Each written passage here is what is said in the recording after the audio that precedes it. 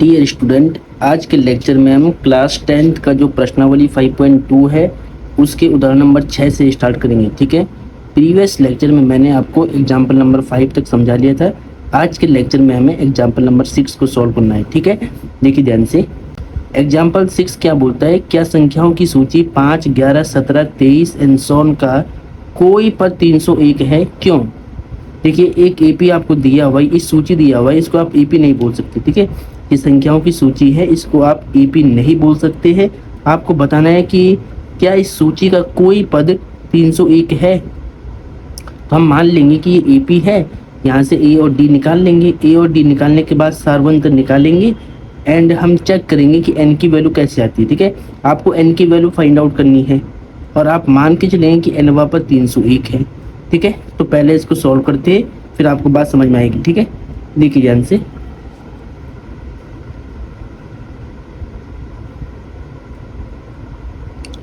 तो dear student, ये example number 6 है, इसको ध्यान से देखिए।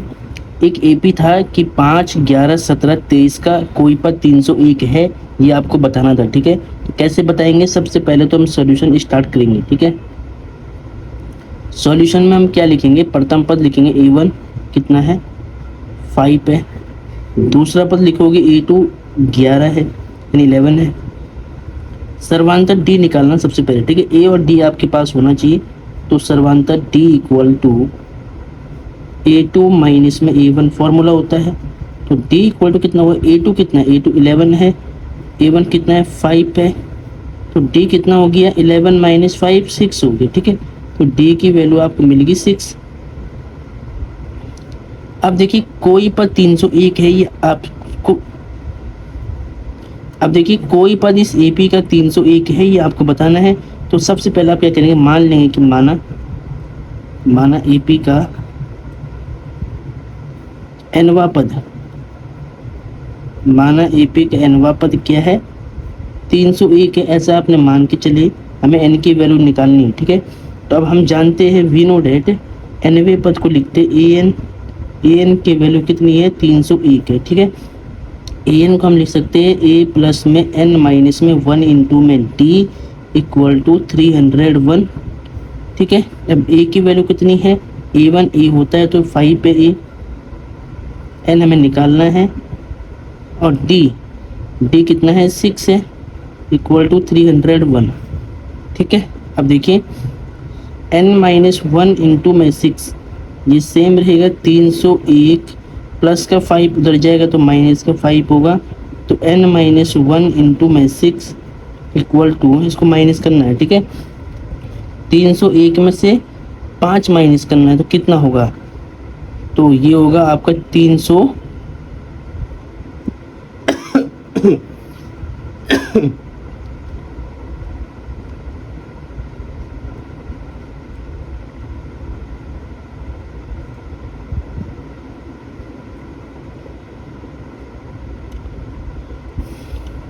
ठीक है, 301 में से आपको 5 माइनस करना है, तो ये कितना होगा? ये आपका होगा 296। ठीक है, 296 में आप 5 जोड़िए तो कितना होता है? 301 होता है। ठीक है, अब इसके बाद क्या होगा कि n माइनस में 1 सेम रहेगा। 296 को हमने सेम रखा, मल्टीप्लाई कर 6 डिवाइड में आएगा, 2 से कट करेंगे, 2 3 जा 6, 2 1 जा 2। ठीक है, और 2 4 जा 8, कितना बचेगा? 1, 2 8 जा 16। ठीक है, तो n माइनस 1 इक्वल टू 148/3 हो गया। अब 3 से पूरी तरह से नहीं कटेगा। ठीक है, 3 4 जब 12 होगा, नहीं कटेगा, तो आपको n की वैल्यू निकालनी थी। तो n की वैल्यू कैसे निकालेंगे? 148/3 प्लस में 1 हो जाएगा, इसको सॉल्व करेंगे तो n इक्वल टू 148। ठीक है, ये आपको दिख रहा होगा। 148 1 जा 148 प्लस 3 1 जा 3 अपॉन में 3, तो ये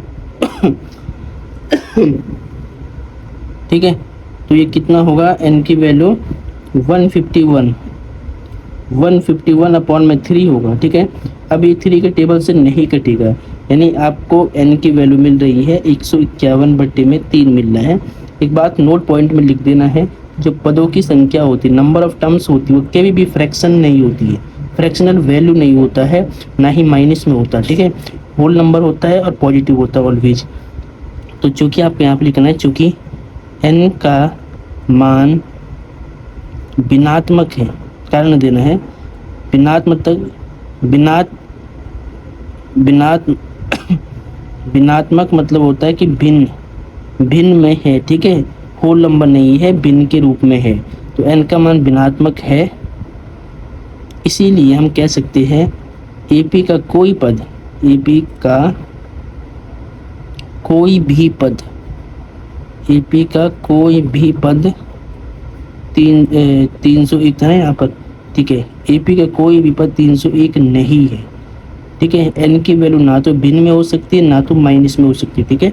लेकिन यहाँ पर n की वैल्यू भिन्न में आ रही है, इसीलिए हम बोलेंगे n का मान भिन्नात्मक है, अतः AP का कोई भी पद 301 नहीं है। तो यही इसका आंसर है, ठीक है। अब डियर स्टूडेंट, एग्जाम्पल 7 को ध्यान से देखिए। 2 अंकों वाली कितनी संख्याएं 3 से विभाज्य है, ठीक है। ये क्वेश्चन मोस्ट इंपॉर्टेंट है। जो क्वेश्चन मोस्ट इंपॉर्टेंट होगा वो मैं आपको बता दूंगा, ठीक है। ये क्वेश्चन बोर्ड एग्जाम में कई बार रिपीट है, तो इस क्वेश्चन को हम सॉल्व करेंगे। क्वेश्चन को सुनिए, 2 अंकों वाली कितनी संख्याएं 3 से विभाजित है, ये विभाज्य है, ठीक है। तो हम इसका सोल्यूशन करते हैं, स्टार्ट देखिए, ठीक है। तो यहाँ पे ध्यान दीजिए, हमसे बोला गया है एग्जाम्पल नंबर 7 में कि 2 अंकों वाली कितनी संख्याएं 3 से विभाज्य है। तो पहले हम यहाँ पे लिखेंगे 2 अंकों वाली 3 से विभाज्य संख्याएं, 3 से विभाज्य संख्याएं। देखिए 2 अंकों वाली 3 से विभाज्य संख्याएं कौन कौन सी होती है। देखिए 2 अंकों की संख्या 10 से स्टार्ट होती है, ठीक है। जिसमें इकाई और दहाई के 2 अंक हो तो 10 होंगे, 11, 12, 13। तो ये 2 अंकों की संख्याएं होती है, लेकिन हमें 2 अंकों की संख्याओं में से वो संख्या सेलेक्ट करनी है जो 3 से विभाजित भी हो जाएगी। तो पहली संख्या क्या है, 2 अंकों की 10 है, लेकिन वो 3 से भाग नहीं होगा। फिर 11 है, 11 भी 3 से नहीं कटेगा। 12 है, यानी पहली संख्या तो 12 हो गया। दूसरा 12 में 3 जोड़ना तो 15 होगा, 15 में 3 जोड़ा 18 होगा, 18 में 3 जोड़ेंगे 21 होगा, एंड सो निकलता जाएगा। यानी यहाँ से एक AP बन जाएगी। तो आपको सॉल्यूशन में लिखना है सबसे पहले AP। तो AP क्या बनी आपके पास, 12, 15, 18, 21 एंड सो। अब इस AP का आपको प्रथम पद निकालना है, A1 कितना है 12, दूसरा पद A2 कितना है 15 है। सर्वांतर निकालोगे, सर्वांतर यानी D, तो D का फॉर्मूला क्या होता है, A2 माइनस में A1, A2 माइनस में A1। A2 कितना है 15 है, A1 कितना है 12 है, 15 में से 12 घटाओ कितना बचेगा, 3 बचेगा, ठीक है। तो ये D हो गया। अब देखिए आपको क्या करना है कि 2 अंकों वाली 3 से विभाज्य संख्याएं बतानी कितनी होगी, ठीक है। n की वैल्यू आपको निकालनी है, ठीक है। तो चूंकि आप जानते हैं an का फॉर्मूला क्या है, a प्लस में n माइनस में 1 इंटू में d होता है। तो n की वैल्यू आपको निकालनी है, तो an, ठीक है।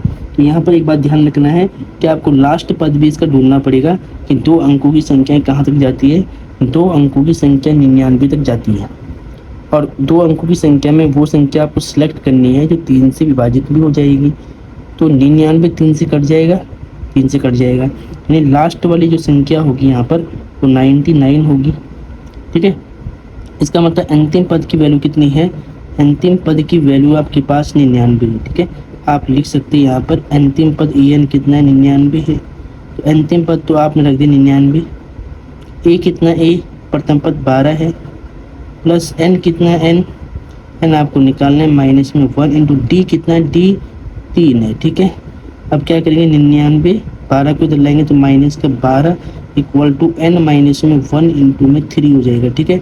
अब क्या करेंगे, इसको माइनस करिए आप, तो 9 में से 2 जाएगा कितना बचेगा 7, 9 में से 1 जाएगा कितना बचेगा 8, 87, और ये मल्टीप्लाई का 3 डिवाइड में आएगा, इधर n माइनस में 1 बचेगा, 3 से काटो, 3 कम 3, 3 दूनी 6, 2 बचेगा 3 में 27, 29 इक्वल टू n माइनस में 1, ठीक है।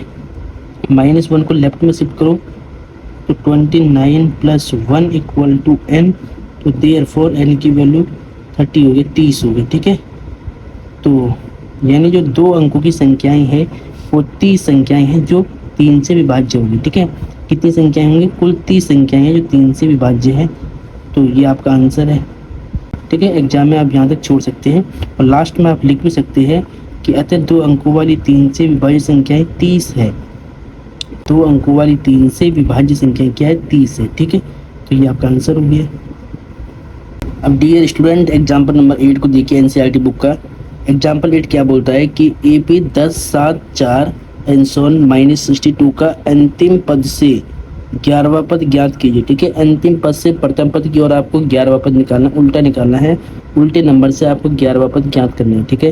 तो कैसे निकालेंगे? सबसे पहले देखिए आपको एक AP दिया हुआ है, तो सबसे पहले सॉल्यूशन लिखेंगे। एंड गिवन AP है आपके पास 10, 7, 4 एंड माइनस 62 है, ठीक है। तो सबसे पहले आपको यहाँ से A और D तो हर सवाल में निकालना है। तो प्रथम पद A1 कितना है? 10 है। दूसरा पद A2 कितना है? 7 है। इसीलिए सर्वांतर जिसको बोलते हैं D, तो D की वैल्यू कितनी होगी? A2 माइनस में A1 होगी। तो D इक्वल टू A2 कितना है? 7 माइनस में 10। तो D की वैल्यू कितनी होगी? माइनस का 3, ठीक है। तो D की वैल्यू आपने निकाल दी है। अब आपको अंतिम पद से 11वां पद निकालना है। तो सबसे पहले आप क्या करेंगे? अंतिम पद से, ये लास्ट जो टर्म है वो कितना है? L की वैल्यू है, अंतिम पद है। और उसके बाद 11वां पद पूछा गया तो N की वैल्यू 11 होगी, ठीक है। अब एक फॉर्मूला आपको याद करना है, जब भी ऐसा सवाल आएगा कि अंतिम पद से प्रथम पद की ओर इतना पद ज्ञात करो, ठीक है। तो ये सेम सवाल है कि अंतिम पद से प्रथम पद की ओर 11वां पद आपको निकालना था। बुक में क्वेश्चन को ध्यान से पढ़ना, ठीक है। तो यानी L की वैल्यू तो अंतिम पद हो जाएगा, N की वैल्यू 11 हो जाएगा। एंड फॉर्मूला क्या होता है? हमें निकालना है अंत से 11वां पद। तो अंत से 11वां पद निकालने का फॉर्मूला क्या बनेगा? L माइनस में N माइनस में 1 इंटू में D, ठीक है। तो ये स्पेशल फार्मूला है अंतिम पद से प्रथम पद की ओर ज्ञात करने वाला फॉर्मूला, ठीक है। अब L की वैल्यू कितनी? अंतिम पद कितना? माइनस 62 है। N कितना है? N आपको निकालना 11 है, मतलब N की वैल्यू 11 है, यहाँ पे 11 है, ठीक है। Minus 1 same. D की वैल्यू कितनी है? माइनस का 3 है। अब इसको सॉल्व करते देखिए, तो माइनस का 62 हो गया, तो 11 माइनस 1 तो माइनस का 10 हो गया, गुणा में माइनस का 3, ठीक है। कितना होगा? माइनस का 62 माइनस प्लस 10 3 30, तो 62 में से 30 काटेंगे तो माइनस का 32 आएगा, ठीक है। तो अंत पद से या अंतिम पद से प्रथम पद की ओर 11वां पद कितना होगा? माइनस 32 होगा, ठीक है। आप आंसर चेक कर सकते हैं। ये क्वेश्चन काफ़ी इंपॉर्टेंट है जो बोर्ड एग्जाम में रिपीट है, ठीक है। ऐसा क्वेश्चन एक एक्सरसाइज में आएगा, वो भी इसी प्रकार सॉल्व होगा, ठीक है। चलो।